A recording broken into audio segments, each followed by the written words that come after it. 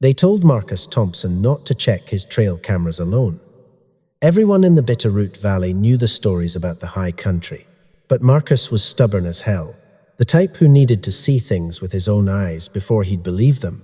Well, he saw something all right, more than anyone should ever have to see.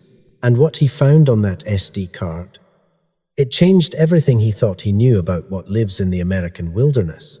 Look, I know what you're thinking. Another Bigfoot story, right? Some grainy footage that could be a guy in a costume, some footprints that might be fake. I get it. I was skeptical too when I first heard about this. But here's the thing about Marcus Thompson's story, it's different. Because what he captured wasn't just some blurry shape moving through the trees. What he recorded was something that understood anatomy better than most butchers. Something that knew exactly how to field dress an 800-pound elk with nothing but its bare hands. Something that looked directly into the camera and let him know it knew he was watching. This is that story. And before we're done, you're going to question everything you thought you knew about what's really out there in those mountains. Marcus had been hunting the Montana backcountry for 37 years. Started when he was 12 with his grandfather's old 30-06, learning to track mule deer through lodgepole, pine, and granite ridges that stretched endlessly toward the Canadian border. By the time he hit 50, he knew every game trail, every water source, every wind pattern in his particular valley. Knew them the way you know the rooms in your own house. Could navigate them in the dark without a flashlight. He wasn't some weekend warrior playing at being outdoorsy. Marcus had worked as a hunting guide for 12 years after high school, taught dozens of hunters the proper way to track, shoot, and process their kills. He'd seen black bears tear apart elk carcasses, watched mountain lions take down deer, observed wolves working as coordinated packs. He understood predator behavior, understood how the natural world worked. Or so he thought. October 15th started like any other autumn day in western Montana.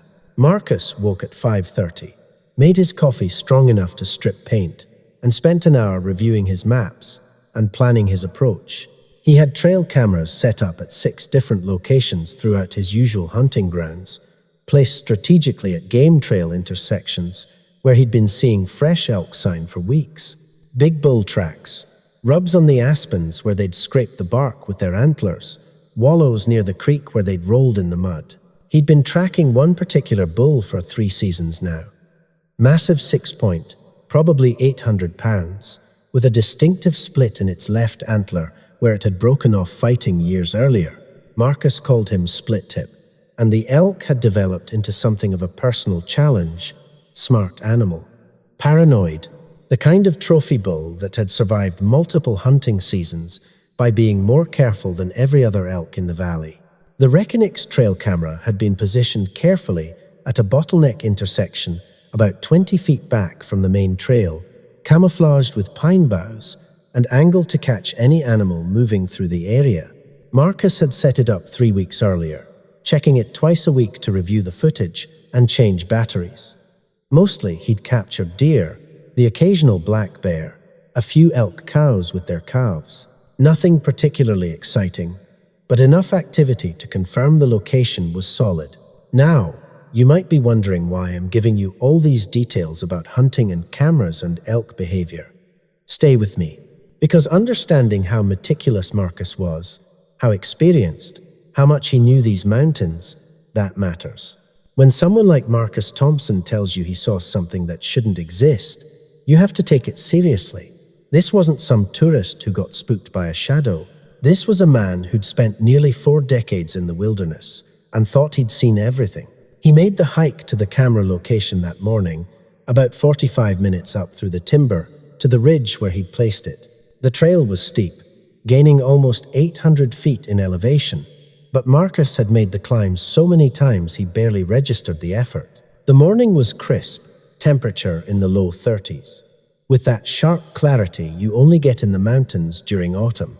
His breath formed clouds in the cold air, and frost still clung to the shaded areas beneath the pines. The forest was quiet. Too quiet, actually, but Marcus didn't register that detail at the time. No bird calls, no squirrels chattering in the branches. No chipmunks skittering through the underbrush. Just silence and the crunch of his boots on frost-covered pine needles. Later, he'd remember that silence and understand what it meant. But in the moment, he was focused on reaching the camera and checking the SD card. When he arrived at the location, his first thought was that someone had vandalized the camera. The mounting bracket was torn cleanly away from the tree trunk, the screws ripped out with enough force to leave splintered wood behind. The camera itself was gone. Just gone. No scattered pieces, no sign of a bear knocking it down, nothing. The bracket dangled from a single remaining screw, twisted metal that looked like it had been grabbed and yanked with tremendous force. "Son of a bitch," Marcus muttered, scanning the immediate area.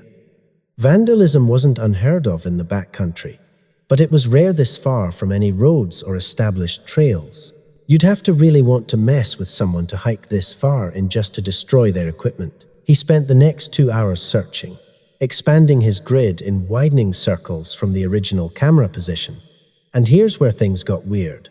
About 100 yards away, near the creek where it tumbled over a series of moss-covered boulders, he found the SD card. Not dropped or thrown, but placed, deliberately positioned on a flat rock, right at the water's edge, where it would be immediately visible to anyone walking the creek bank. Marcus picked it up, turning the small memory card over in his fingers. No damage, no scratches, no indication it had been stepped on or exposed to weather. It looked like someone had carefully removed it from the camera housing and set it down specifically where it would be found. The camera itself never turned up, despite another hour of searching in every direction. Just the SD card, sitting there on that boulder like a gift, or a message. The hike back to his truck took longer than usual. Marcus couldn't shake the feeling that something was off about the whole situation. Who tears a camera off a tree, takes the housing, but carefully preserves the memory card? Bears don't do that. Neither do hikers or other hunters. The behavior didn't make sense, and in the wilderness, things that don't make sense are usually dangerous. He drove the 30 minutes back to his cabin on the outskirts of Missoula, his mind working through possibilities. Maybe some anti-hunting activist had found the camera and was making a statement. But that didn't explain the careful placement of the SD card. Maybe another hunter who was pissed about competition for the same elk. Possible, but again, why preserve the evidence? Marcus's cabin sat on 10 acres at the edge of the national forest boundary, a 2-bedroom log structure he'd built himself over the course of 3 summers. The place was simple but comfortable, with a wood stove for heat, solar panels for electricity, and enough isolation that his nearest neighbor was almost 2 miles away. He liked his solitude. After years of guiding hunters and dealing with people's endless questions and demands, he'd earned his quiet. He made a fresh pot of coffee, settled into his desk chair, and plugged the SD card into his laptop. The card contained footage spanning 3 weeks, thousands of images and video clips triggered by motion detection. Marcus started scrolling through, fast-forwarding past the familiar stuff. Deer, deer, more deer, a black bear, nothing unusual. Then he hit the timestamp, showing 11:37 p.m., October 15th, just 5 days ago. Split tip appeared in the frame, moving cautiously down the trail with that distinctive broken antler catching the infrared light. Marcus sat up straighter, immediately focused. This was the bull he'd been tracking, moving through at night when most hunters weren't around. Smart animal, paranoid animal. But something was wrong with the elk's behavior. Even through the grainy night vision footage, Marcus could see the tension in every line of the animal's body. Its head was raised high, ears pinned forward, eyes showing white. The elk was terrified. In 37 years of watching wildlife, Marcus had seen that particular body language hundreds of times. That was an animal that knew a predator was close. The elk took 2 steps forward, testing the air with each movement. Then it froze completely, every muscle locked. And Marcus watched what happened next with his coffee mug halfway to his lips, forgetting to breathe as the impossible unfolded on his laptop screen. The attack came from the left side of the frame, a blur of dark motion, moving with speed that shouldn't be possible for something so large. The creature hit the elk low, massive arms wrapping around the animal's chest, driving it to the ground with devastating force. 800 pounds of mature bull elk, brought down in less than 3 seconds by something even bigger and infinitely stronger. "What the hell?" Marcus whispered, setting his coffee down with a hand that had started to shake. The elk thrashed, its powerful legs kicking frantically, but the struggle lasted only moments.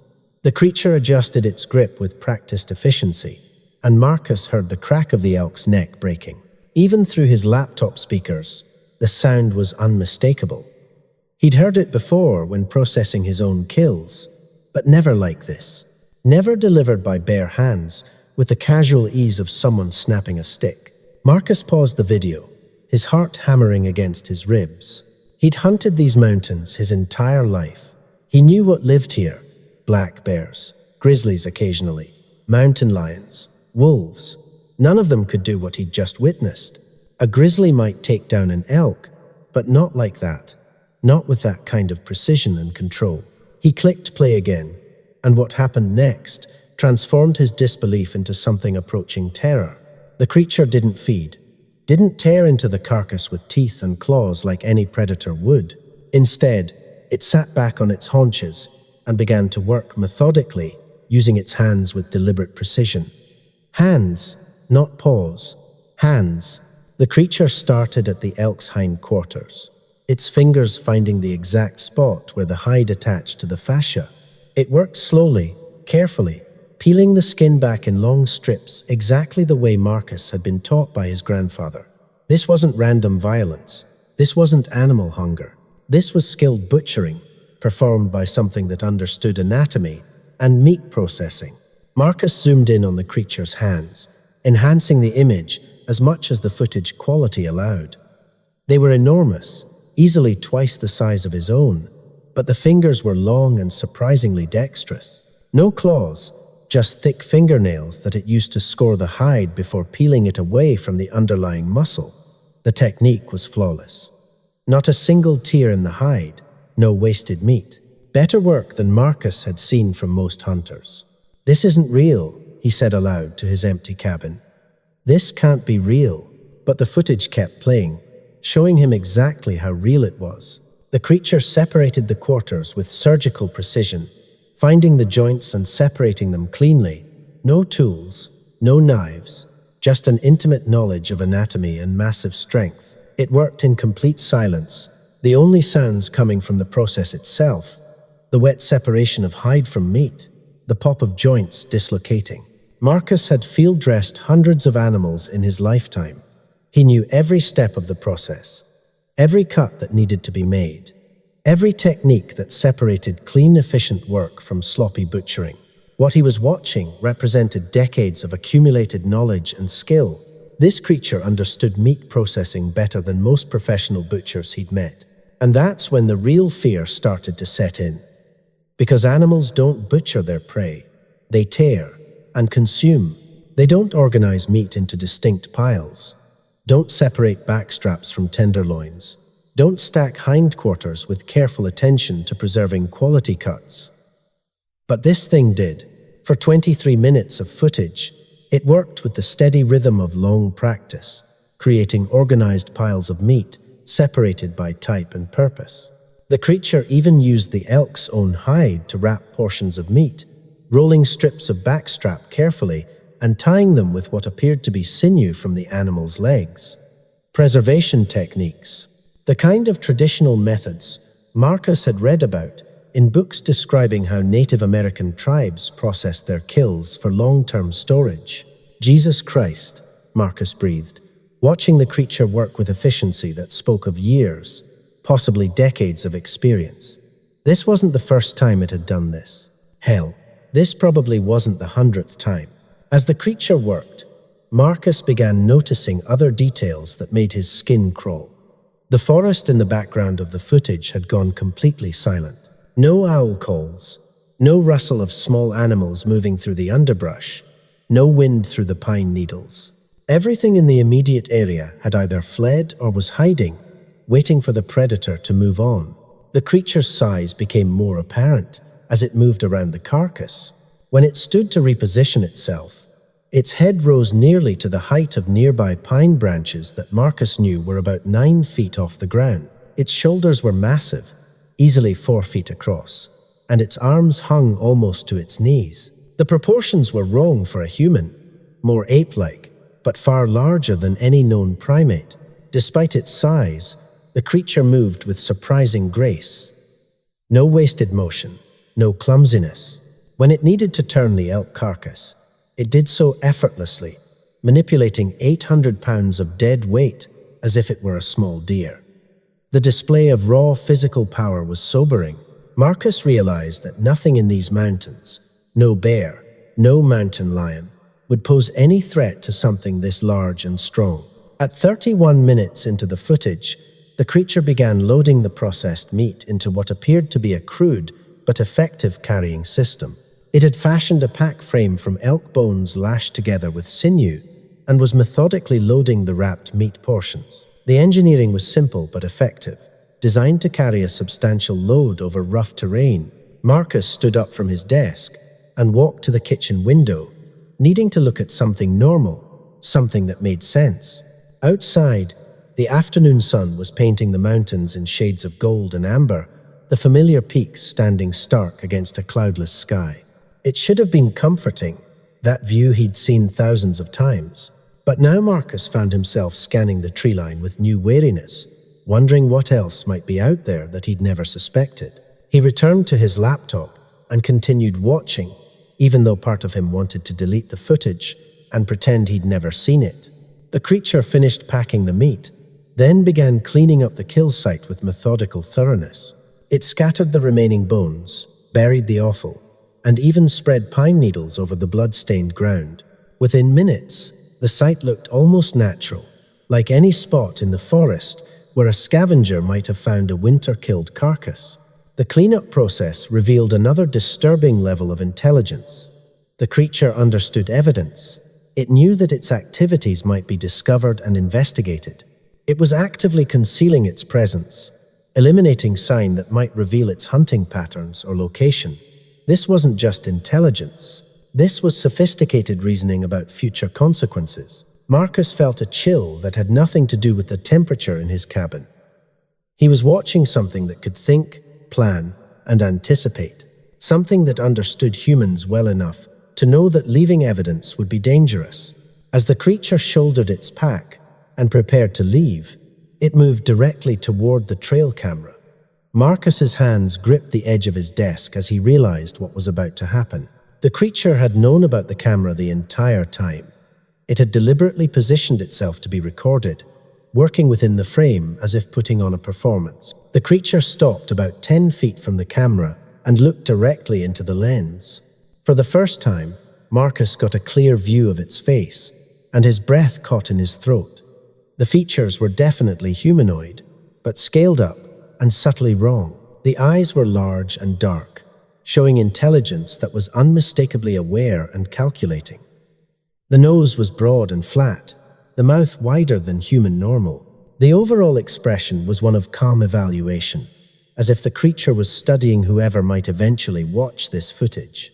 For nearly 30 seconds, the creature stared directly at the camera. Marcus felt an irrational chill, as if those dark eyes were looking directly at him across 5 days of time. The creature's gaze was steady and unblinking, and Marcus had the uncomfortable sensation that it was trying to communicate something.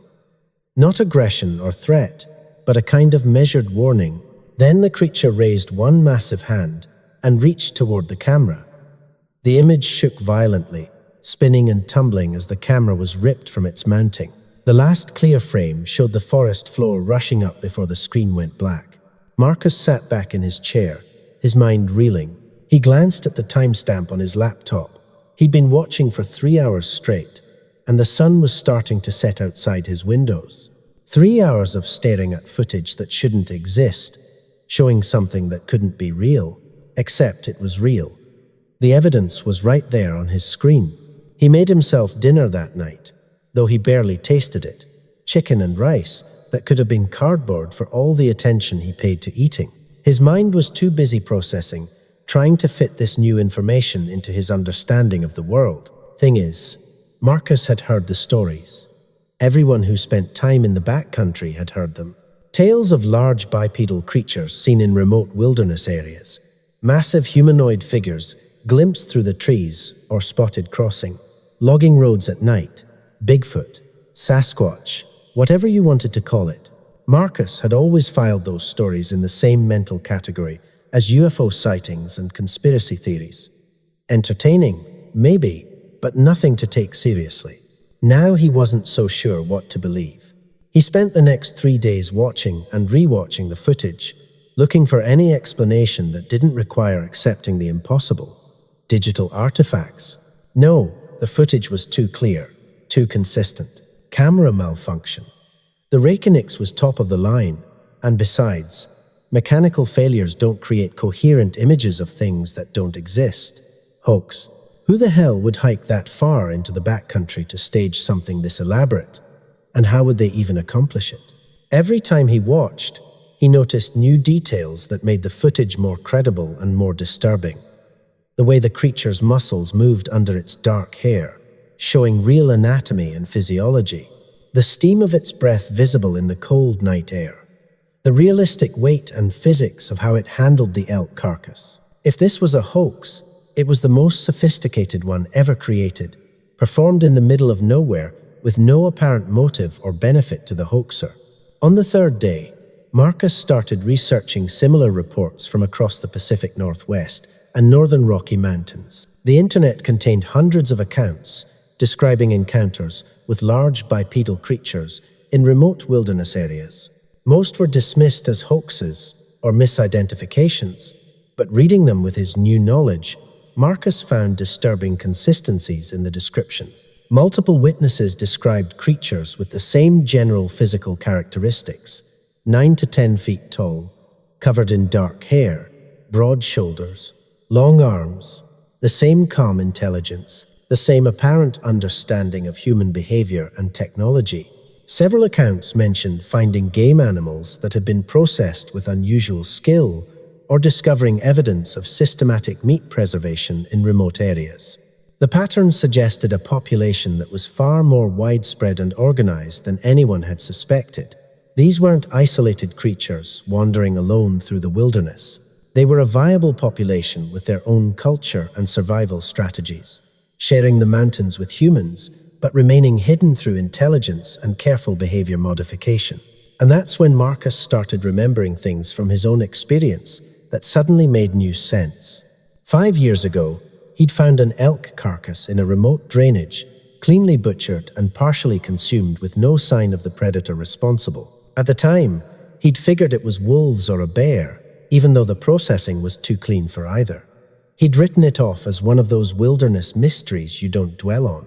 3 years back, his hunting partner Jake Miller swore he'd seen something massive moving through the timber at dawn, walking upright like a man but way too large and covered in hair. They joked about it, laughed it off, called it the Bitterroot boogeyman. Jake had seemed almost relieved when Marcus hadn't believed him, like he didn't want it to be real either. Just last season, Marcus had spent an entire week hunting a drainage that had been productive for years, only to find all the game had vanished. No deer, no elk, nothing, like every animal had decided simultaneously to avoid that particular area. At the time, he'd blamed it on wolves or changing weather patterns. Now he wondered if something else had moved through, something that every other animal instinctively knew to avoid. And then there were the moments he'd felt watched while hunting alone. That prickling sensation between your shoulder blades, the irrational certainty that eyes were on you from somewhere in the trees. He'd always dismissed it as paranoia or instinct left over from when humans weren't the top of the food chain. Maybe his instincts had been right all along. Marcus created multiple backups of the footage, saving copies to different hard drives and uploading an encrypted version to cloud storage. Whatever he decided to do with this information, he wanted to ensure it wouldn't be lost to equipment failure or accident. The creature had taken considerable risk to preserve this evidence, leaving the SD card where it would be found, and Marcus felt obligated to protect what it had chosen to reveal, because that was the other thing he couldn't stop thinking about. The creature had wanted to be recorded. It had worked within the camera's field of view, made no attempt to avoid detection, and then deliberately preserved the evidence by placing the SD card where Marcus would find it. This wasn't accidental exposure. It was intentional revelation. But why? What was the creature trying to communicate? Marcus considered the possibilities as he lay awake that third night, staring at his cabin ceiling and listening to the wind through the pines outside. Maybe it was a warning, a demonstration of capability designed to discourage human activity in its territory. Stay out of my mountains. I'm bigger, stronger, smarter than you, and I can take down an elk with my bare hands. Message received. Or maybe it was an attempt at contact, a way of revealing its presence to gauge human reaction.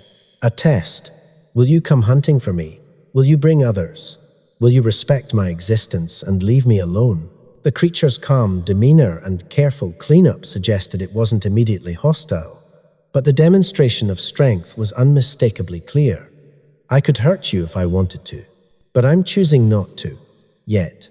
Marcus rolled out of bed at 2 a.m., unable to sleep. He made coffee and returned to his desk, pulling up his maps and plotting the location where he'd placed the trail camera. The spot was deep in a roadless area, miles from the nearest trail that showed up on any official Forest Service map. Not many hunters ventured that far in, and those who did were serious backcountry types who knew how to move quietly and respect the wilderness. He started marking other locations on his map where he'd had strange experiences over the years. The elk carcass, the drainage where all the game disappeared, the ridge where Jake had seen something walking upright, the spot where he'd found tracks 2 years ago that were too large and the wrong shape for any known animal, tracks he'd photographed and then convinced himself must be deformed bear prints. When he connected the locations, a pattern emerged. They formed a rough circle around a particularly remote section of the Bitterroot Mountains, an area so rugged and isolated that even experienced hunters avoided it. Terrain too steep for comfortable hunting, too far from roads for easy access, thick with blowdown timber and granite cliffs that made travel dangerous. Perfect habitat for something that didn't want to be found. Marcus sat back and studied his map, coffee growing cold in his hands, as dawn light began creeping through his windows. He was looking at what might be the territory of a creature or creatures that had successfully remained hidden from human detection for decades, maybe longer, and somehow he'd stumbled into the middle of it. The question now was what to do about it.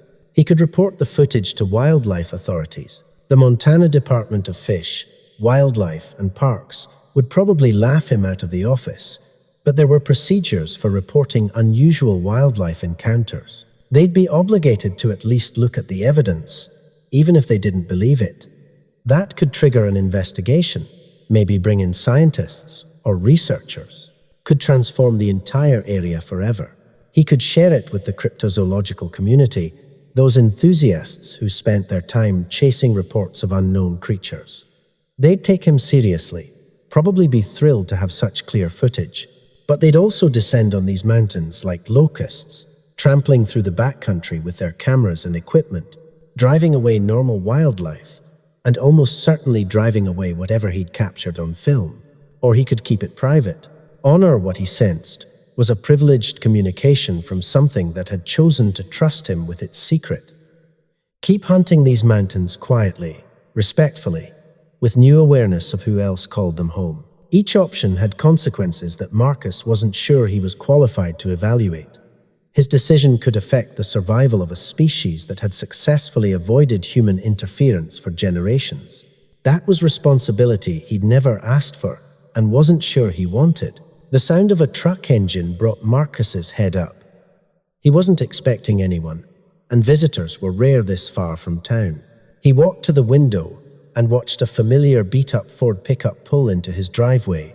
Jake Miller climbed out, stretching and yawning in the early morning light. Jake was Marcus's oldest friend, the hunting partner who'd been there through decades of seasons. They'd met in high school, bonded over a shared love of the mountains, and maintained their friendship even as life pulled them in different directions. Jake worked as a forester for the Department of Natural Resources, managing timber sales and wildlife habitat.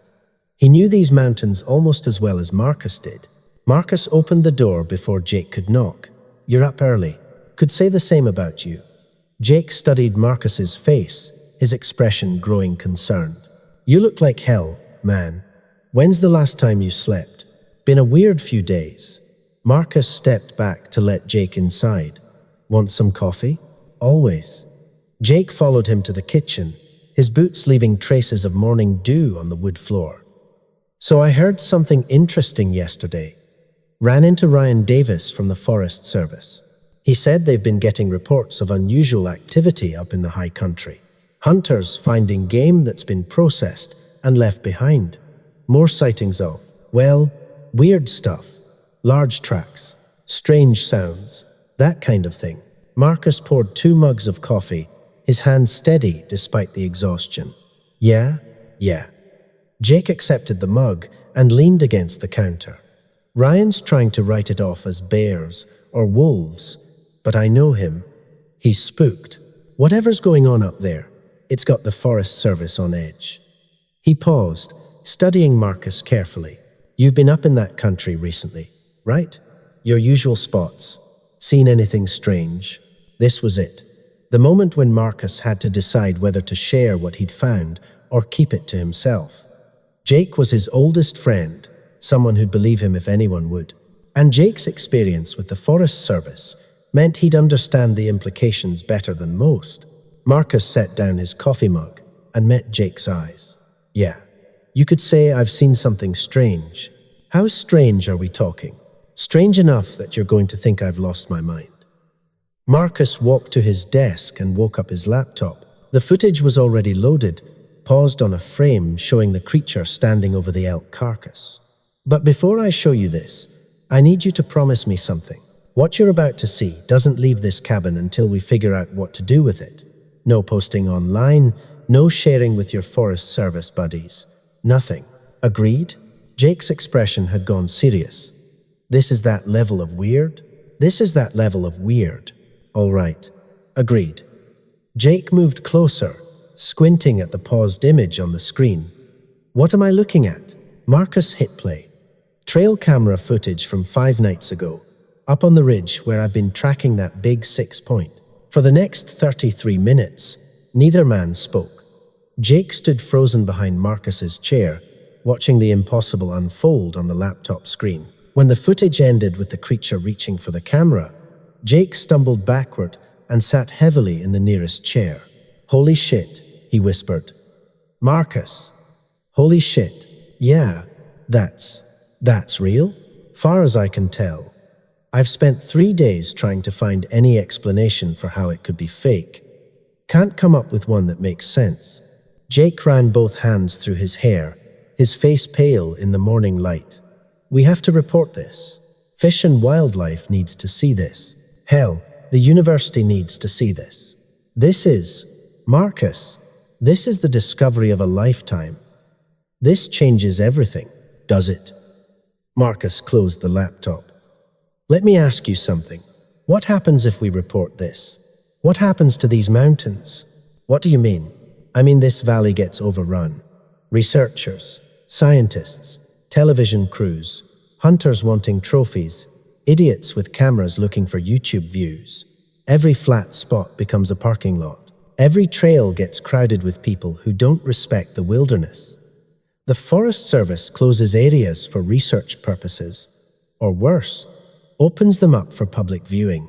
The whole ecosystem gets disrupted, and whatever that thing is, that creature that's been living here for who knows how long, either gets captured, killed, or driven so far into hiding, we'll never see sign of it again." Jake was quiet for a long moment, staring at the closed laptop as if it might spring open and show him something different, something that made sense. "Finally," he said, "you're talking about keeping this secret. I'm talking about being responsible with information that could destroy what we're trying to protect." Marcus refilled both their coffee mugs. "That creature preserved the SD card, Jake. It didn't have to do that. It could have destroyed the whole camera, scattered the pieces, made sure nobody ever saw what it did. Instead, it left the evidence where I'd find it. That was a choice, a deliberate choice. So what? You think it wants us to know it exists? I think it was testing, showing one person, me, what it is and what it can do, to see how I'd react. Whether I'd respect the revelation or exploit it.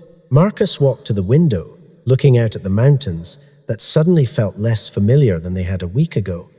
And I don't know the right answer, man. I really don't. Jake joined him at the window. They stood in silence for a while, watching the sun climb higher and paint the peaks in shades of gold and amber. Finally, Jake said, 3 years ago, when I told you I saw something up on Granite Ridge, walking upright, but too big to be human, I remember. I didn't tell you everything. Jake's voice had gone quiet. The thing turned and looked at me, made eye contact, and I felt. I don't know how to describe it. Like I was being evaluated. Like it was deciding whether I was a threat. Then it just walked away into the timber. Didn't hurry. Didn't seem scared. Just left. Like it had made a decision about me, and I wasn't worth worrying about. Marcus turned to look at his friend. Why didn't you tell me? Because it sounds insane. Because I spent the next month convincing myself I'd seen a bear on its hind legs, or a guy in dark clothing, or anything else that made logical sense. Jake laughed, but there was no humor in it. Guess we've both been lying to ourselves about what's out there. They spent the next hour going through everything Marcus had researched, looking at the other reports, studying the map where Marcus had marked his strange encounters. Jake added his own experiences, times when he'd found processed game, areas where wildlife behavior changed inexplicably, moments when he'd felt watched in the forest. The pattern became clearer with each edition. There's more than one, Jake said finally, staring at the map. Has to be. The territory's too large, the activity too spread out. We're looking at a population. That's what scares me. Marcus tapped the map. Because if there's a breeding population, that means they've been here for generations. Successfully hidden for God knows how long. And now we're sitting here with evidence that could expose them. We need more information before we decide anything. Jake pulled out his phone and started scrolling. I've got a contact at the University of Montana, Biological Sciences Department. Dr. Sarah Martinez. She studies large mammal behavior, does a lot of work on bear populations in the Northern Rockies. She's also, he hesitated. She's not quick to dismiss unusual reports. Published a paper a few years back about unexplained predation patterns that got her laughed at by her colleagues. She'd be interested in this, and she'd be discreet. Marcus considered it. Bringing someone else in expanded the circle, increased the risk of exposure. But Jake was right. They needed expertise they didn't have. Understanding what they were dealing with required someone who understood animal behavior and population dynamics at a scientific level. All right, he said finally, but we control the information. No one sees the actual footage until we know we can trust them completely. And if she starts talking about publishing or going public, we shut it down immediately. Agreed. Jake made the call, stepping outside onto the porch for privacy. Marcus used the time to watch the footage again, this time focusing on details he'd missed before. The way the creature moved suggested familiarity with the terrain, like it had traveled these mountains for years. Its technique for processing the elk showed not just intelligence but cultural knowledge, skills that would have been learned and passed down through generations. This wasn't an isolated anomaly. This was a species with its own traditions and survival strategies. Jake returned 20 minutes later. She'll meet us. Tonight, 7 p.m., her office at the university. She asked what it was about, and I just said we had footage of unusual predation behavior that didn't match any known species. That got her attention. The drive to Missoula that evening took 45 minutes, most of it in silence, as both men processed what they were about to do. The city felt wrong after days in the mountains, too many lights and sounds, and people going about their normal lives while completely unaware that the impossible existed just a few dozen miles away in the high country. The University of Montana campus was quiet on a Friday evening, most students already headed out for weekend activities. Jake led the way to the biology building, an aging brick structure that smelled of formaldehyde and old coffee. Dr. Martinez's office was on the third floor, her door propped open with a stack of textbooks. She looked younger than Marcus expected, maybe 40, with dark hair pulled back in a practical ponytail and sharp, intelligent eyes behind rimless glasses. Her office was organized chaos, papers stacked on every surface, animal skulls on shelves, maps covering most of the walls. "Jake Miller," she greeted, standing to shake hands. "Been a while. And you must be Marcus Thompson. Please, sit. Tell me what you've found." Marcus and Jake exchanged glances. They'd discussed how much to reveal, but now that the moment had arrived, Marcus felt reluctant to cross this line. Once they showed her the footage, there was no taking it back. "Before we start," Marcus said, "we need your word that what we're about to share stays confidential. No colleagues, no publications, no nothing without our explicit permission." Dr. Martinez's eyebrows rose. "That's an unusual request. It's an unusual situation." She studied them both for a long moment, her expression thoughtful. Finally, she said, "All right, you have my word, professional confidentiality." Marcus pulled out his laptop and set it on her desk. 5 nights ago, one of my trail cameras captured footage of something I can't explain, something that shouldn't exist according to conventional wildlife biology. Before I show you, I need you to understand, we're not looking for publicity or validation. We're looking for help understanding what we're dealing with and what our responsibilities are. "You're starting to scare me a little," Dr. Martinez said, but her eyes had lit up with scientific curiosity. "Show me." Marcus hit play. He watched her face instead of the screen this time, seeing the progression from skeptical interest to disbelief to stunned silence. When the footage ended, she sat back in her chair and was quiet for almost a minute. "Play it again," she said finally, her voice barely above a whisper. They watched it 3 more times. Each viewing, Dr. Martinez leaned closer to the screen, pausing the footage to examine specific frames. The creature's hands, the way it moved, the processing technique it used on the elk. By the 3rd viewing, she had pulled out a notebook and was taking detailed notes. "The anatomical knowledge is remarkable," she said, almost to herself. "The way it identifies fascia planes, separates major muscle groups. That's not instinctive behavior. That's learned skill." "You believe it's real?" Jake asked. "The footage is real. The question is what, exactly, we're looking at." Dr. Martinez pulled up a blank document on her computer and started typing rapidly. "Physical characteristics suggest a large primate, but scaled beyond any known species. Gorillas are the largest living primates, maximum about 600 pounds and 6 feet tall. What you've captured is substantially larger, 9 to 10 feet tall minimum, probably 800 to 1,000 pounds based on proportions." "So it can't exist," Marcus said. "I didn't say that." She turned to face them.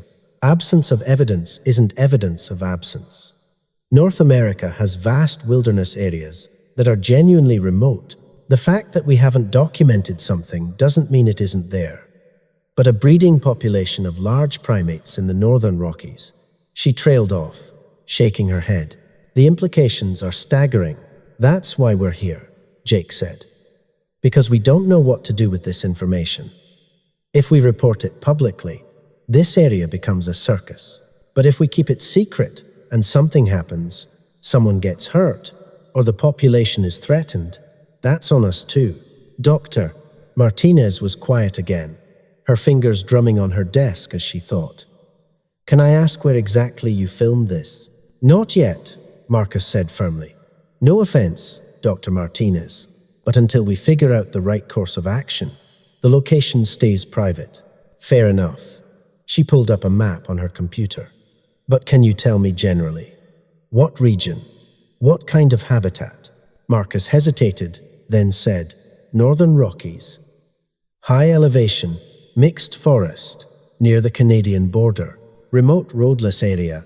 She nodded slowly. That tracks with historical reports. If you look at sighting databases for large bipedal cryptids, and yes, I know how that sounds, there's a concentration of reports in the Pacific Northwest and Northern Rockies.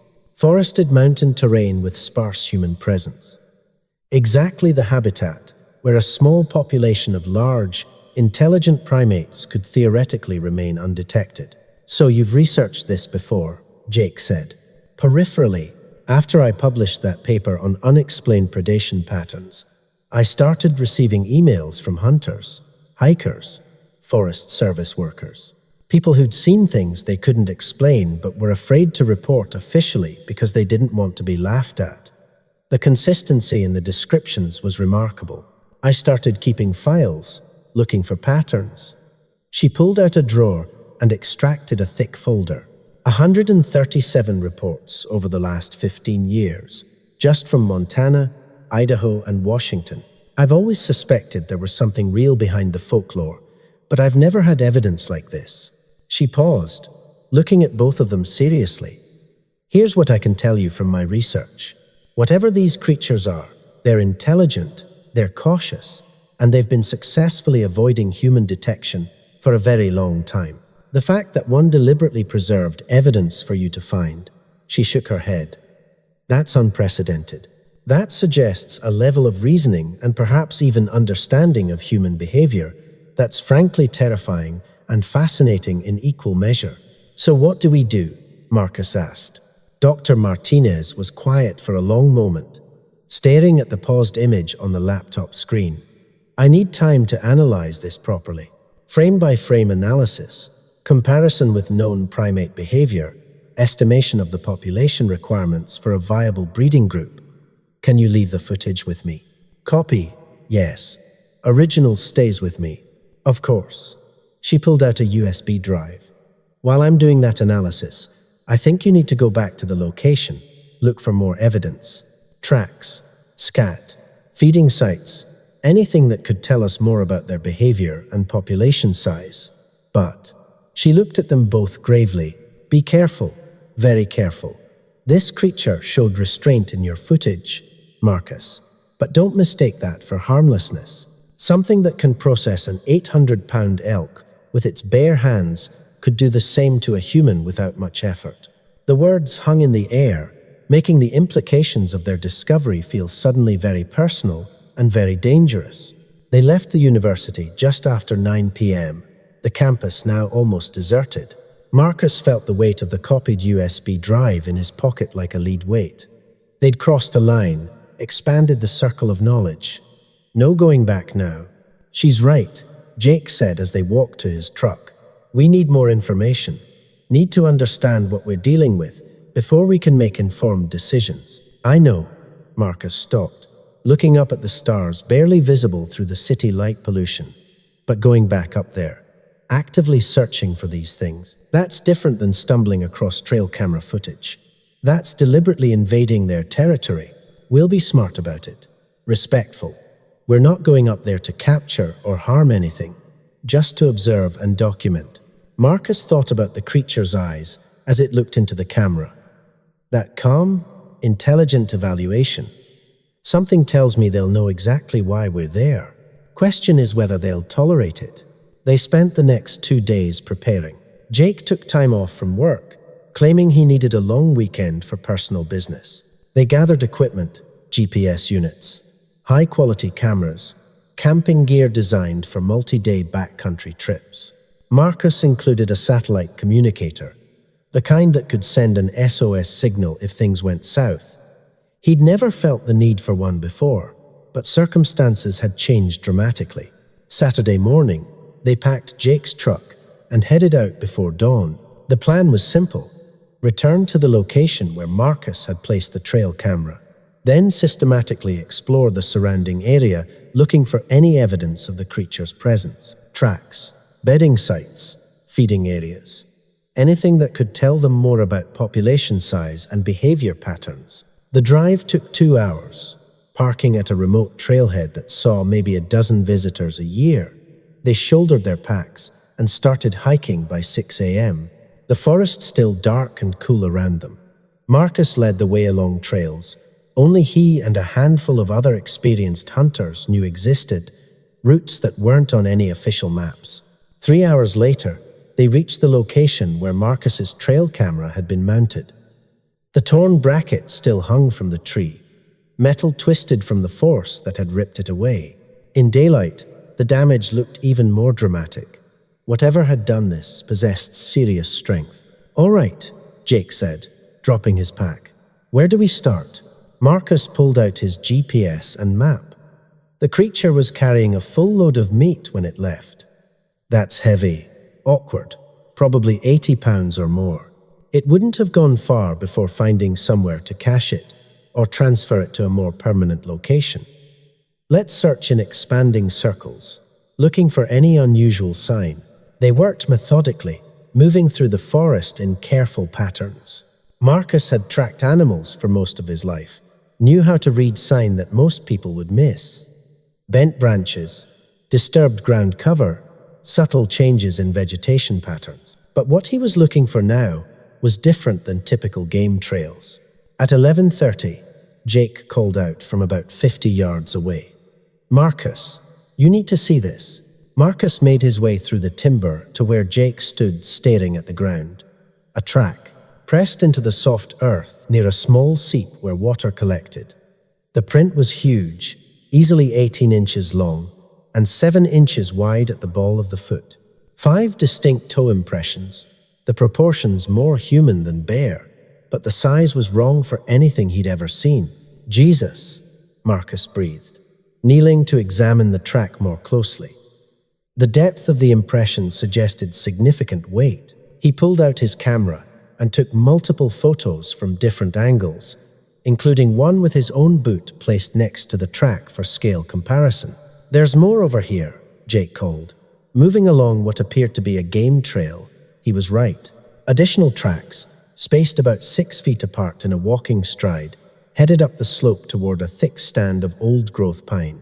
They followed the trail carefully, documenting each clear track with photographs and GPS coordinates. The tracks led them up increasingly steep terrain, moving through areas where human hunters rarely ventured.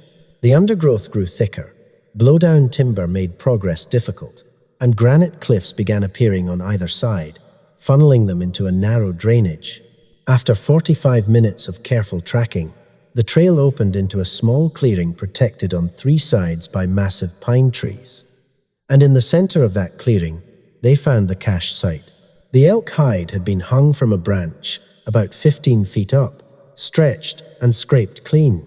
Below it, the meat had been carefully stacked on a raised platform constructed from pine logs, designed to keep the food off the ground and away from smaller scavengers.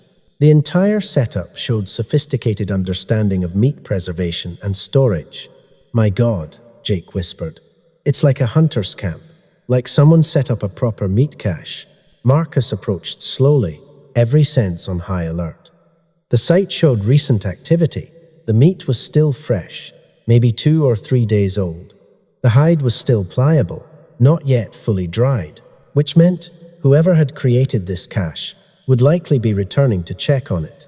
The realization made the hair on the back of his neck stand up. They were in someone's camp, someone's territory, and that someone might not appreciate uninvited visitors. "We should document this and get out," Marcus said quietly. "Take photos, GPS coordinates, but don't disturb anything." They worked quickly, photographing the cache from multiple angles, measuring the platform dimensions, noting every detail they could without touching anything. Marcus was acutely aware of the forest around them, scanning the tree line constantly for any sign of movement or observation. As Jake photographed the hanging hide, Marcus noticed something else at the base of one of the large pines. Dark hair, snagged on rough bark about 8 feet up. He carefully collected several strands, storing them in a plastic bag. DNA evidence, if Dr. Martinez could find someone to analyze it discreetly. They were finishing their documentation when Marcus heard it. a sound that didn't belong in the natural rhythm of the forest, a low vocalization, almost like a grunt or rumble, coming from somewhere up the slope above them. Jake heard it too. He froze, camera still in hand, his eyes wide. "Marcus." "Slowly," Marcus said quietly. "Back away slowly. Don't run. Don't make sudden moves." They retreated from the clearing, moving back the way they'd come, but keeping their eyes on the slope above. Marcus caught glimpses of movement through the trees, something large paralleling their path, not approaching, not attacking, but definitely tracking them, making sure they were leaving. The walk back to their packs took twice as long as the approach, both men hypervigilant and jumping at every sound. When they finally reached the location where they'd left their gear, Marcus felt his shoulders relax slightly.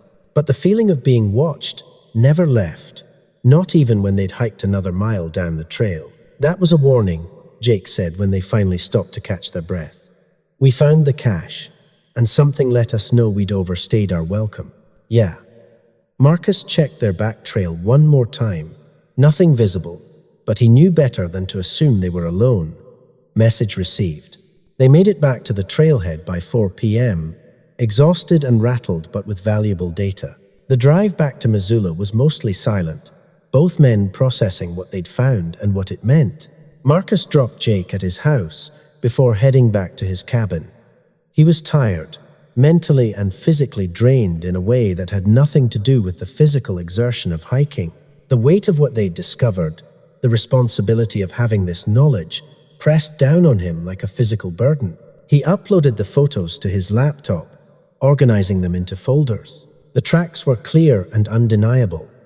The cache site showed sophisticated planning and execution. The hair samples might provide DNA evidence if they could get them analyzed. They had more questions than answers, but the evidence was mounting that they were dealing with an intelligent species that had successfully remained hidden for generations. His phone rang just after 7. Dr. Martinez. "Marcus, I've spent the last 2 days analyzing your footage frame by frame. I need to show you something. Can it wait until tomorrow?" "I don't think it should." Her voice had an edge to it, something that might have been excitement or might have been fear. "There's something in the footage I missed on first viewing, something that changes the whole picture. How soon can you get to my office?" Marcus felt his exhaustion give way to renewed adrenaline. 45 minutes. The drive back to Missoula seemed longer in the dark, his truck headlights cutting through mountain darkness while his mind raced through possibilities. What could Dr. Martinez have found that would change their understanding of an already impossible situation? He found her still in her office, multiple monitors showing different angles and close-ups of the trail camera footage. She looked like she hadn't slept, coffee cups scattered across her desk, and her hair escaping its ponytail. "Thanks for coming so quickly," she said, gesturing to a chair. "I know you're probably exhausted, but you need to see this." She pulled up a frame showing the creature staring directly into the camera, that moment when it had looked into the lens with such focused intelligence. "I've been studying this sequence, trying to understand why it would deliberately reveal itself. And then I noticed this." She zoomed in on the creature's right hand, which was partially raised. Marcus had seen this frame dozens of times, but now Dr. Martinez was highlighting something he'd missed. The creature's fingers weren't just raised randomly. They were positioned deliberately, making shapes. "Watch," she said, advancing frame by frame. The creature's hand moved through a series of positions, each held for several frames. 3 fingers extended, then 2, then a fist, then 4 fingers. "It's communicating," Marcus breathed. "It's counting," Dr. Martinez corrected. "Or signaling. 3, 2, 1, 4, over and over for about 15 seconds. It's not random movement, it's a deliberate sequence. But what does it mean? That's the question." She pulled up another window showing maps. "After I noticed the hand signals, I went back through the sighting reports I've collected over the years, started looking for patterns related to those numbers. And I found something interesting." She highlighted several locations on the map, all in the Northern Rockies region. 3 major sighting clusters, 2 secondary areas, 1 isolated incident, 4 historical reports from before 1960. The numbers match. Marcus stared at the map, his mind working through the implications. You think it was telling us about population distribution, where they're located? I think it was providing information, whether it's population centers, family groups, or something else entirely. I can't say. But it's clearly intentional communication. She paused. Marcus, this isn't just an unknown species. This is an intelligent species with language, numerical concepts, and apparently an interest in making contact with humans, or warning us off their territory, Marcus said. Possibly. But if that was the goal, why be so subtle about it? Why not just destroy the camera, avoid detection entirely? No, I think this is something else. An attempt at communication, at establishing some kind of dialogue. Marcus thought about the cache site they'd found that day, the way something had shadowed their exit to make sure they left. We went back to the location today, found a meat cache, tracks, hair samples, and we were warned off when we lingered too long. Doctor, Martinez's eyes widened. You found hair samples, several strands, caught on tree bark. I was hoping you could help us get them analyzed. Yes, absolutely yes. She was already pulling out forms. I have a contact at a private genetics lab who owes me favors. She can run DNA analysis without asking too many questions. If we can get a genetic profile. She trailed off, the possibilities clearly racing through her mind.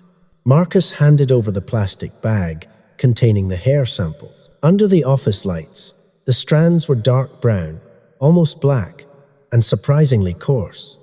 Not human hair, but not exactly what you'd expect from an ape either. I'll send these out tomorrow morning, Dr. Martinez said. Results in maybe 2 weeks if we're lucky. In the meantime, I want to continue analyzing the footage and cross-referencing with historical reports. There might be more information encoded in the creature's behavior that we haven't spotted yet. Marcus stood to leave, but paused at the door. Dr. Martinez, what do you think we should do with all this? Long term. She was quiet for a moment, organizing the hair samples carefully. Honestly, I don't know. Part of me wants to shout this from the rooftops. Publish everything. Force the scientific community to acknowledge what's out there. But the pragmatic part knows that would be a disaster for the creatures themselves. She looked up at him. These beings have successfully avoided human contact for generations, maybe centuries. They've developed strategies for remaining hidden, for coexisting with humans without being detected. The moment we expose them publicly, all of that changes. Their survival might depend on continued secrecy, but we can't just sit on this information forever. No, probably not. But we can be careful, thoughtful about how we proceed. Maybe there's a middle path, limited disclosure to trusted researchers, protected habitat designation, without revealing why, gradual acclimation to their existence, rather than sudden exposure. She smiled tiredly. We're making this up as we go, Marcus. Nobody's ever been in this position before. Marcus drove home through the dark mountains, his mind churning through everything they'd learned. The hand signals suggested intelligence beyond what they'd already observed. The creatures weren't just smart enough to process meat and avoid detection. They understood human technology, numerical concepts, possibly even language. They were attempting communication, reaching out across the species, divide in ways that were both remarkable and deeply unsettling. Back at his cabin, he found Jake waiting on the front porch, 2 beers already open. Couldn't sleep, Jake explained.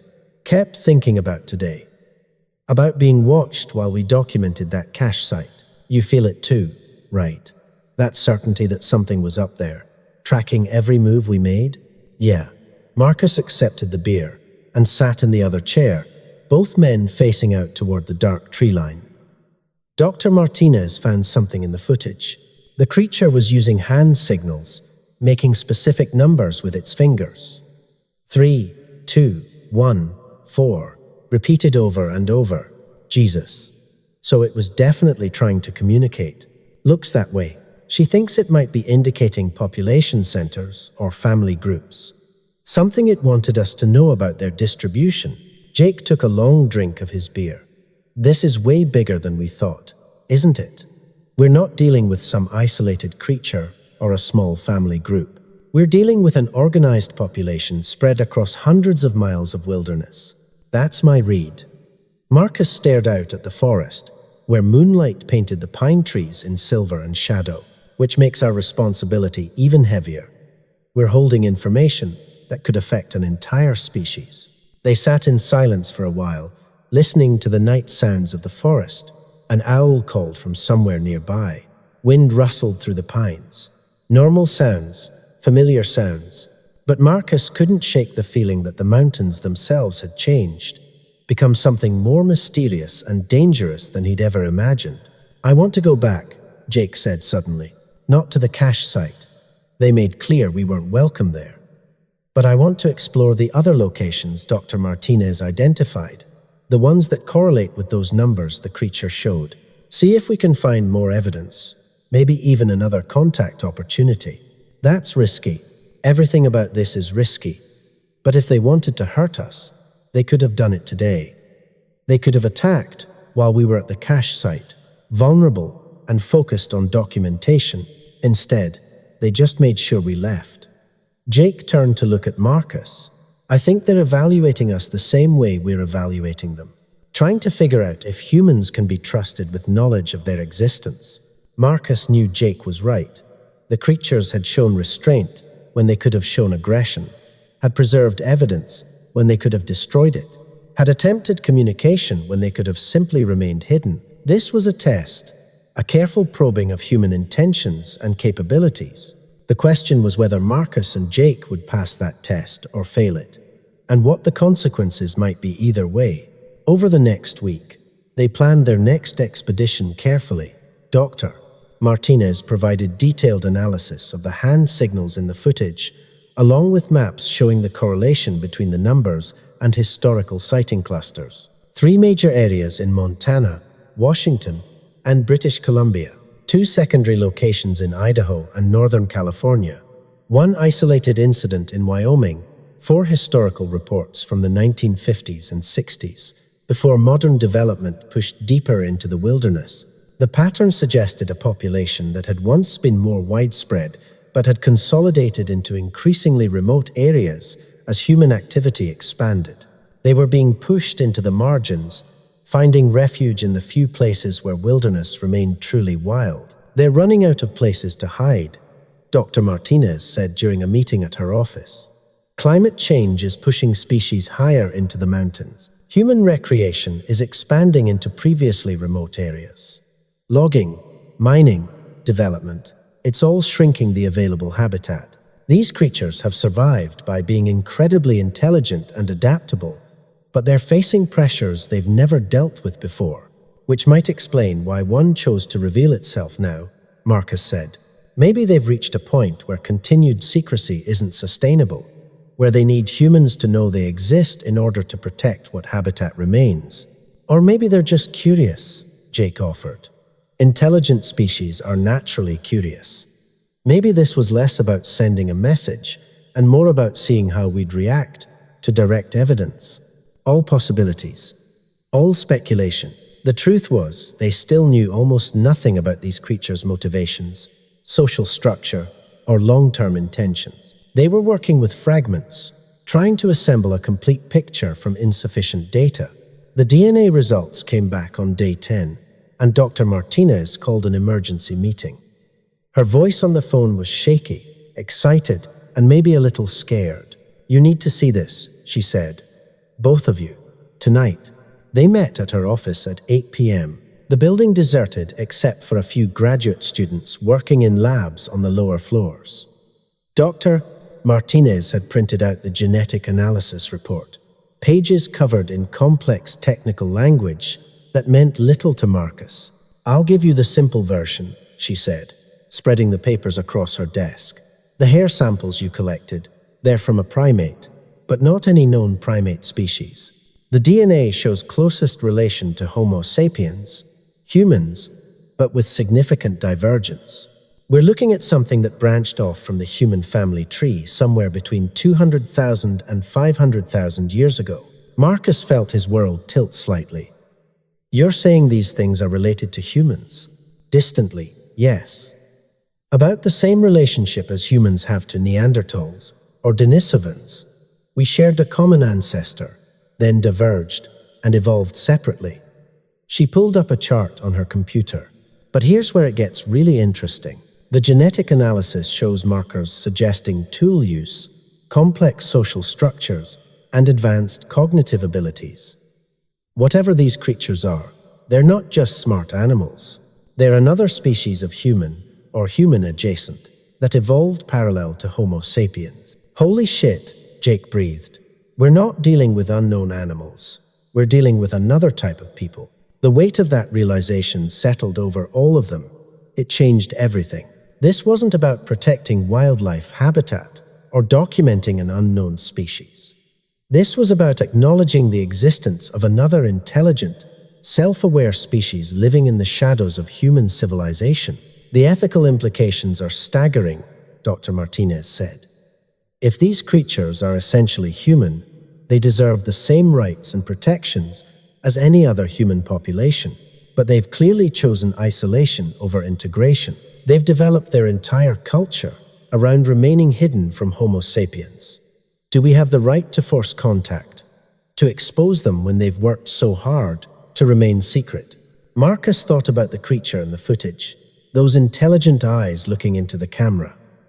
Not an animal studying a strange object, but a person making a calculated decision about revealing themselves. They're already making contact on their own terms. That hand signal sequence, preserving the SD card. They're initiating dialogue. The question is whether we honor that dialogue or exploit it.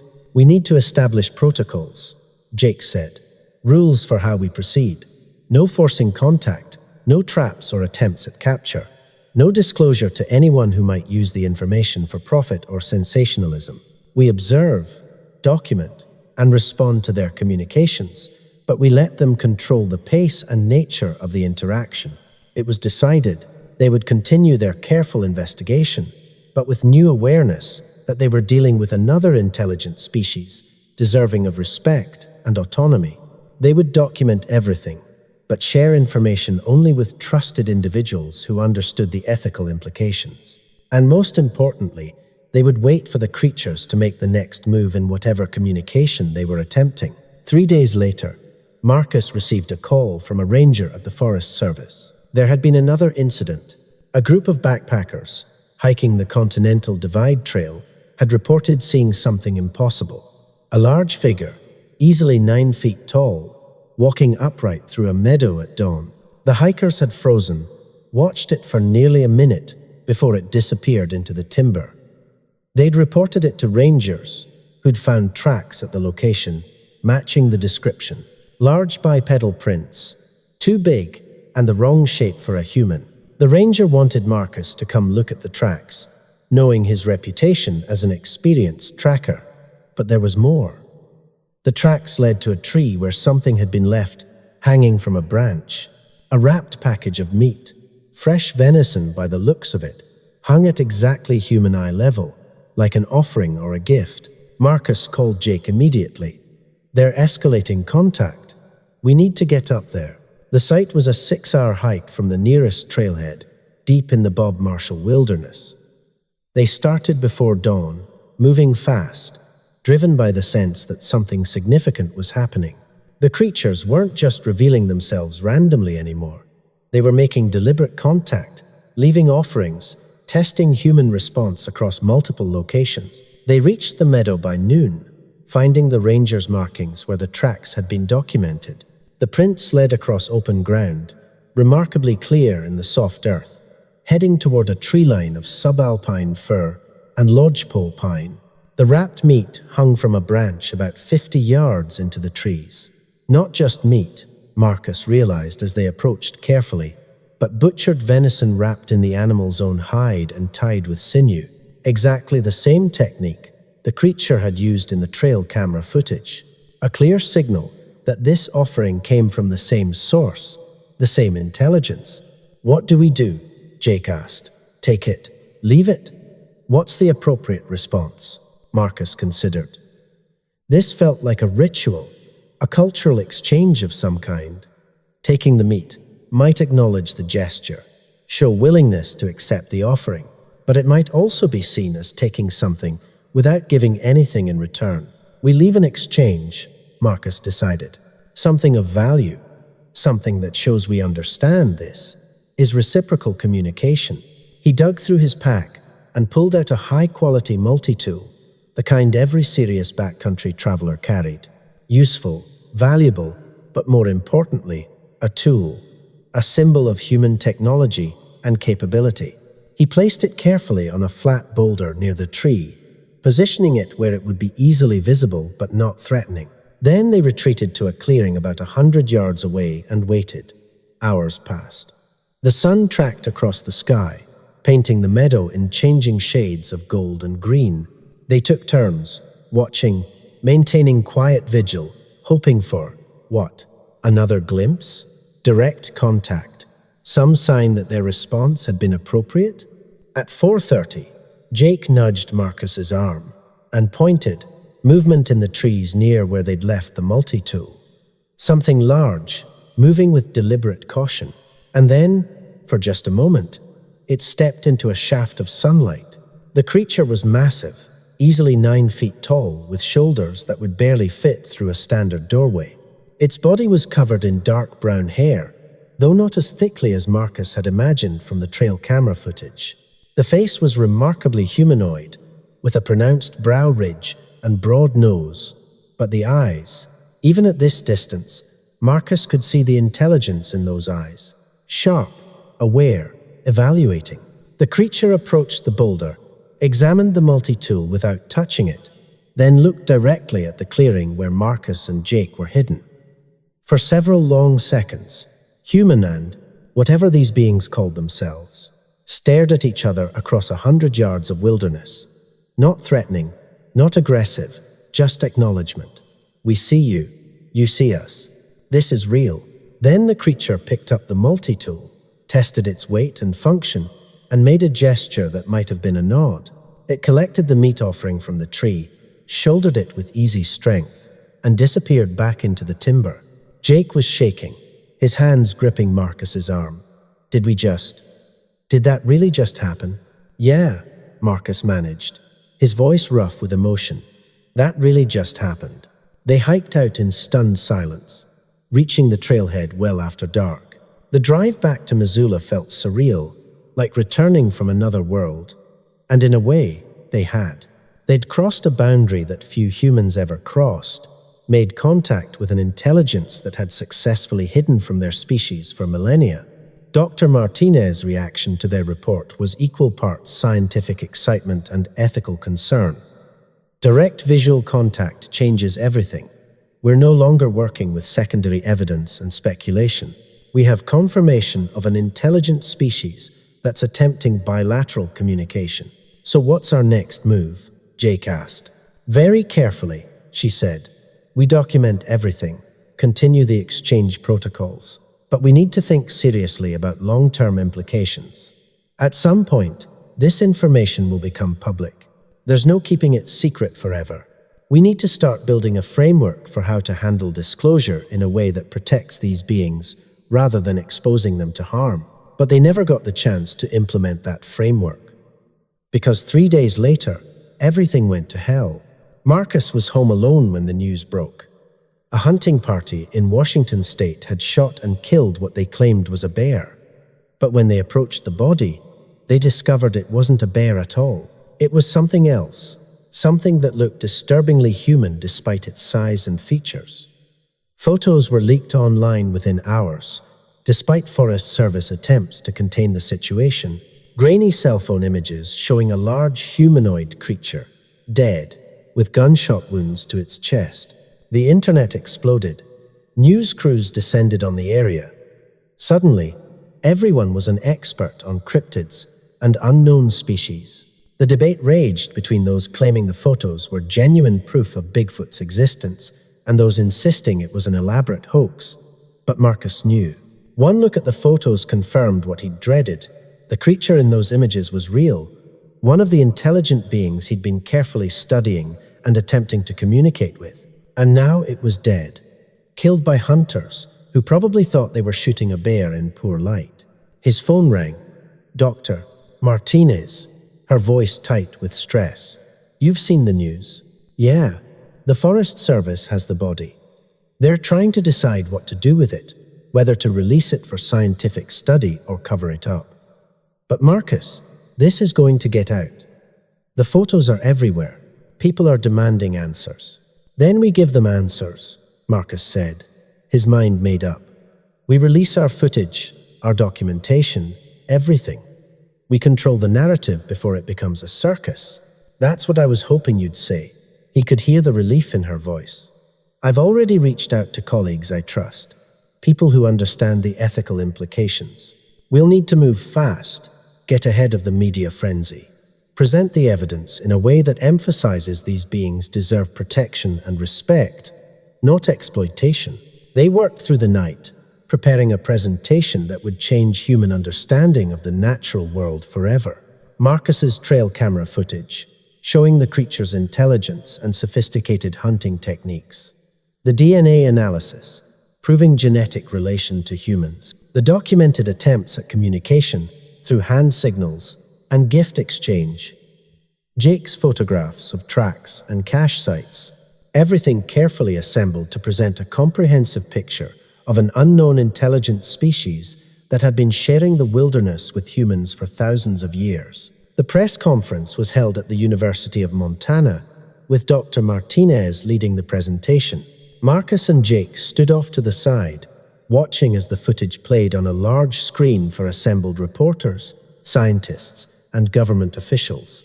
The room fell silent as the creature methodically processed the elk, showing skill and intelligence that couldn't be denied. When Dr.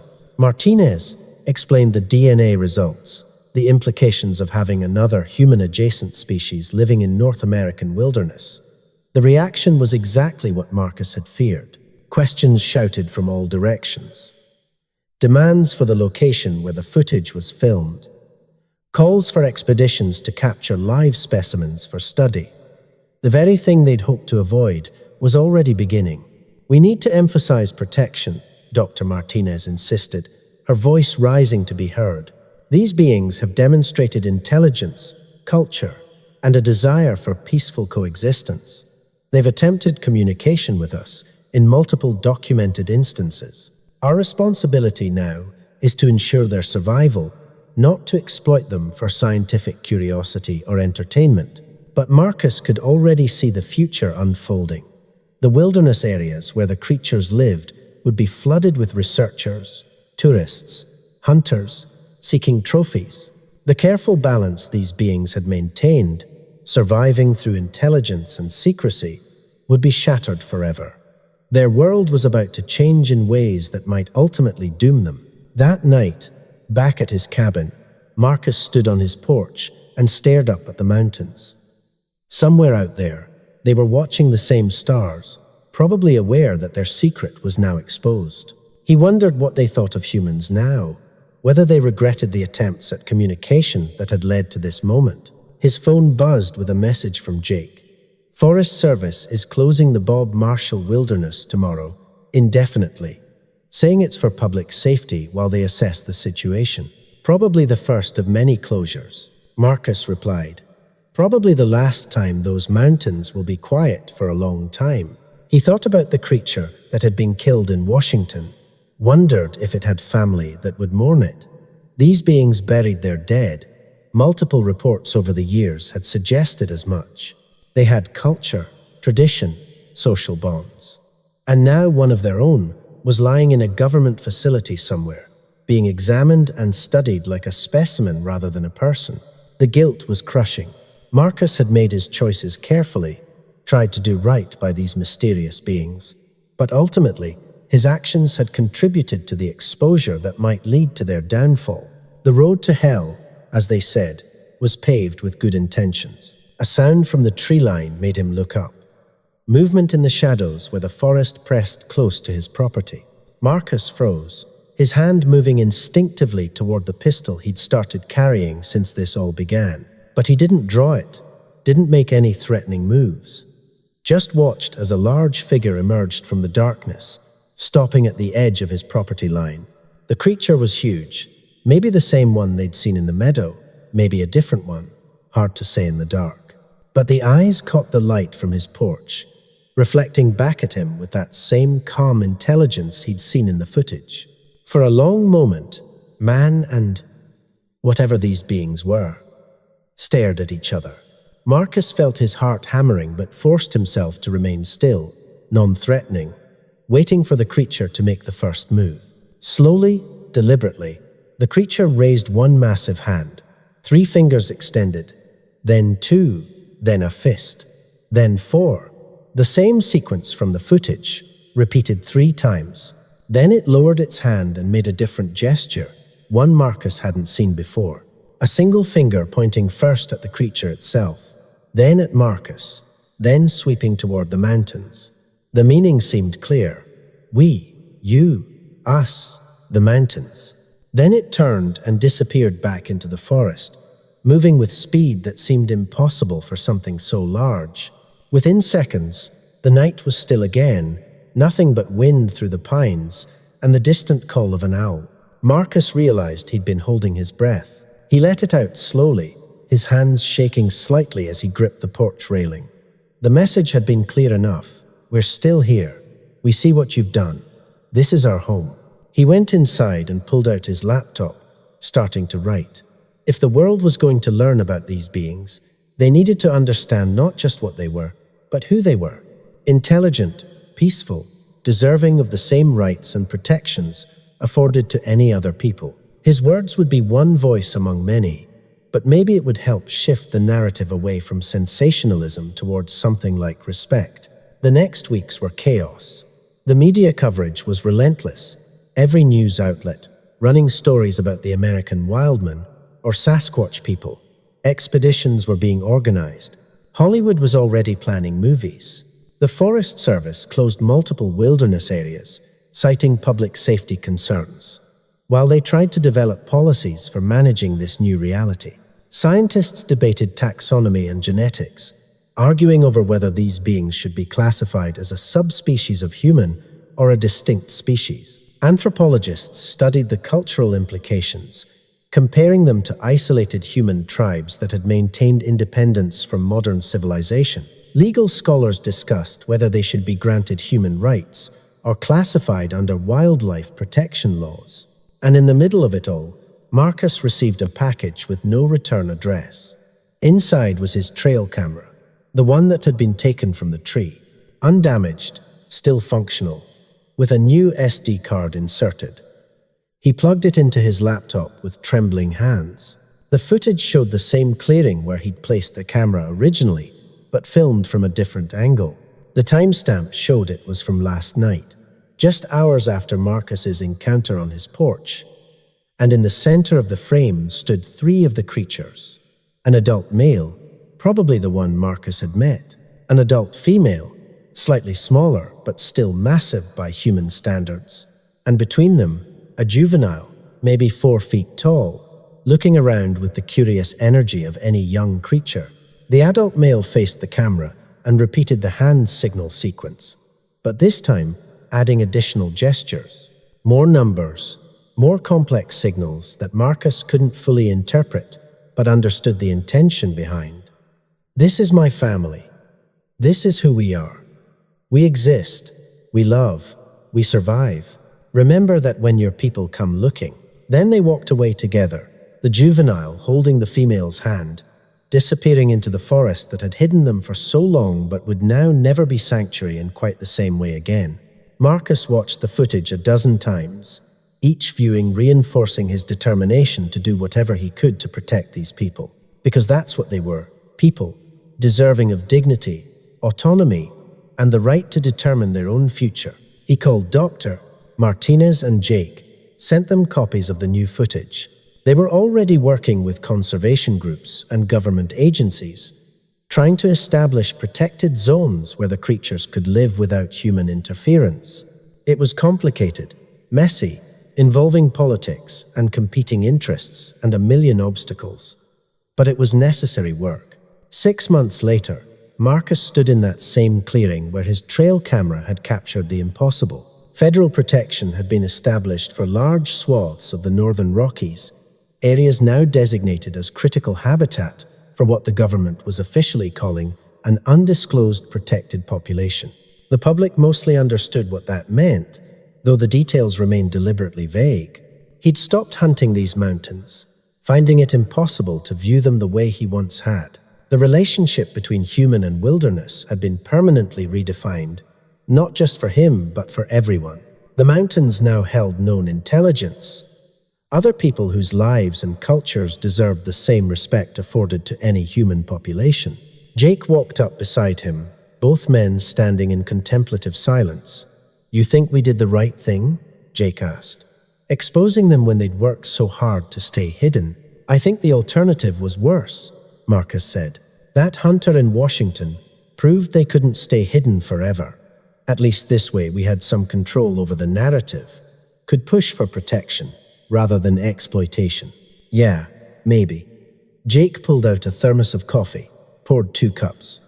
"Forest Service reports they're seeing less sign in the protected areas, like they've moved deeper in, away from any human presence. Can't blame them." Marcus accepted the coffee gratefully. "We crashed into their world without invitation. They're doing what they've always done, adapting, surviving, staying one step ahead of human expansion." They heard it then, distant but clear. A vocalization echoing across the valley, a call that might have been communication between individuals, or might have been a song, or might have been something else entirely. Human minds couldn't fully interpret the sounds, but the intention behind them was unmistakable. "We're still here, still watching, still surviving." Marcus smiled despite himself. They'd made it through the initial exposure, the media circus, the government intervention.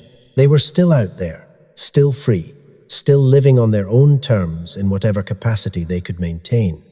It wasn't perfect, but it was survival, and survival was everything. As they hiked back toward the trailhead, Marcus thought about the creature that had stood at the edge of his property that night, delivering its message through gesture and presence. We, you, us, the mountains. Despite everything that had happened, despite the exposure and disruption, the message still held truth. They were all sharing the same wilderness, the same world, human and other than human, trying to coexist on a planet that seemed to shrink a little more each year. The challenge now was finding a balance, a way forward that honored both species' right to exist. Marcus didn't know if they'd succeed.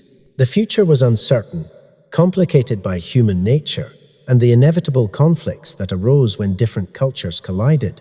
But he knew one thing for certain. The mountains held secrets deeper than he'd ever imagined, intelligence older than human civilization, and the story was far from over. It was just beginning.